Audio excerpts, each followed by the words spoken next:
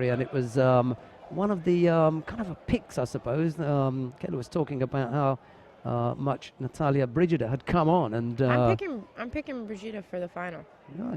I am. I'm going to go with the wild card here. Okay. Czernovicki Ava is her opponent, the bronze medalist from she does scare me, though. Olympic I did say that Games. earlier. She's looked so comfortable.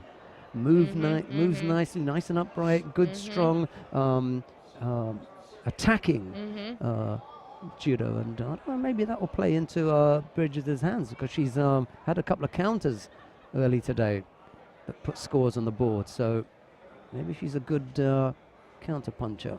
She may not be ready for the rough and tumble of Czernovicki. And you know, she's a grown woman too. She's strong. She knows her judo. She's comfortable. She's experienced. Yeah. And Natalia's just coming up, so she's still got a lot of growing to do in terms of her judo, I think. Knocked out the #1 seed. We mentioned that earlier on. Defeated Darius Mestre Alvarez of Cuba in the second round. They both had byes, so their first fight, out goes the Cuban. That was a real turn up in the book. Look at Alvarez just over to the left-hand side. Your like nemesis. Right? Oh, no. No. You cannot believe. I haven't been in 70 long enough to have any nemesis. But that has given us so much copy, so much to write about and to focus on. We keep following it. We follow that like, whoa. Round 2.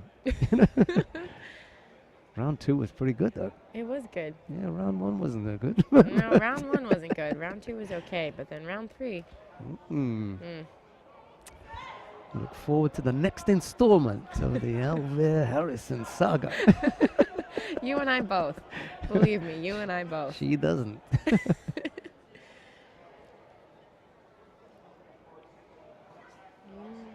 Underrated, I think, is the word that I would apply to Alvarez. We're sticking with Alvarez just for a minute, because she's standing about 10 meters in a kind of intimidatory pose.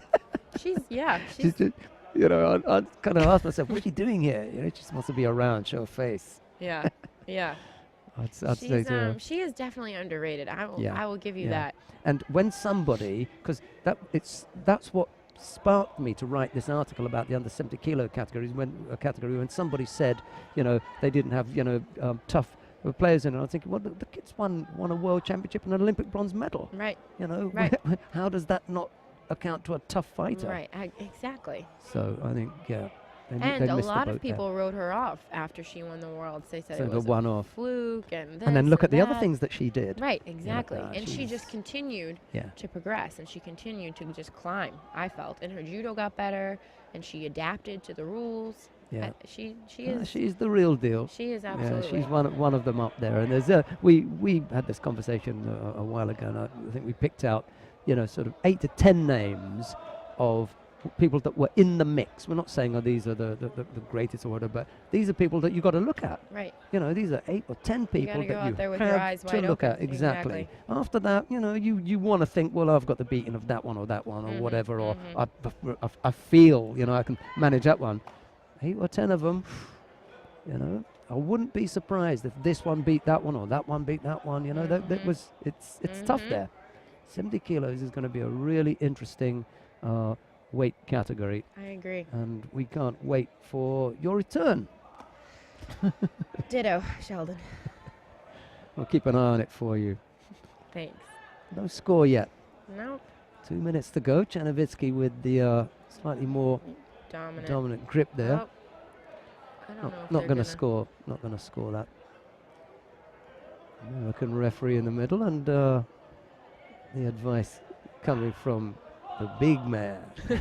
That is a big guy. It sure is. Actually, he's not as big as the other big guy, Rafael Silva. Whoa. Monster. Huge. Nice attacks.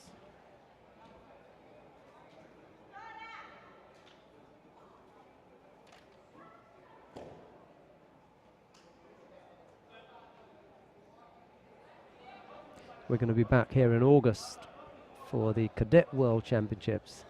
Excited for that. Well, I'm not sure if you know how you'll be fixed, but if you're, you know, I'll be here. If you're mobile, then we'd be delighted to have you back. That makes an incredibly interesting tournament with really young I'm excited fighters to up see and it coming. for the first time. Yeah, I would. There wasn't around in my day. Yeah. Now you feel old. But it would. Yeah, I'm excited that such a big tournament is going to be on U.S. soil. I think that. Yeah. Well these are done all to good USA things. Judo. Yeah, exactly. All good things.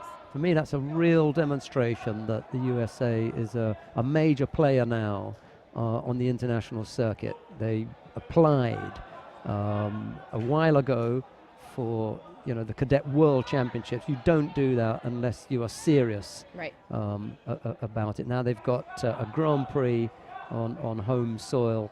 That's a big step up for USA Judo, and irrespective of what has been said about your CEO in the past, because it's open knowledge, there's no secrets. Everybody at home can read what has been out there on the internet and various things said about him. There's that old adage, that English adage, the proof of the pudding is in the eating, and just look at it. Look at what's happened to USA Judo. I'm not going to lay everything at his door and say that he's responsible for it, but it has happened on his watch. It certainly has. It certainly has. And we're here in Miami at a Grand Prix. The Cadet World Championships are coming here, and we've had the best Olympic Games that the USA have ever had. And we're sitting here with an Olympic champion, and we could have had 2 more medals, one of which we'll gloss over quickly, but one of which it was so close. Very close. Was that close. The best fighter to leave London without a medal was Travis Stevens. Hands down. And I'm not saying that because Anna's listening. Anna Stevens, if you are still listening, hi out to you. But he's a favorite of mine, so there you go. Brigida, I think you're absolutely correct. This is just that little bit too tough. Just a little too much out of her. And she hasn't been outclassed at all. She's given a good account of herself. She's right there. She's on the cusp.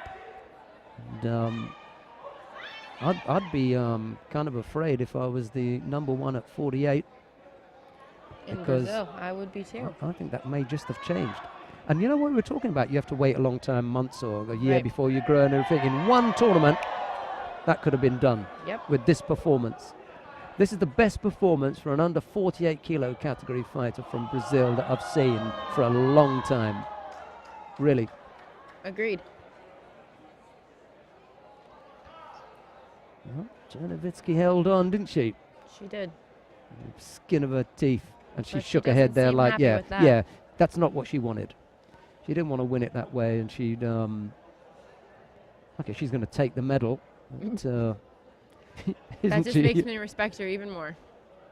But she shook her head, no smile, there's no celebration, and another shake of the head. She is not pleased. Yeah, wasn't what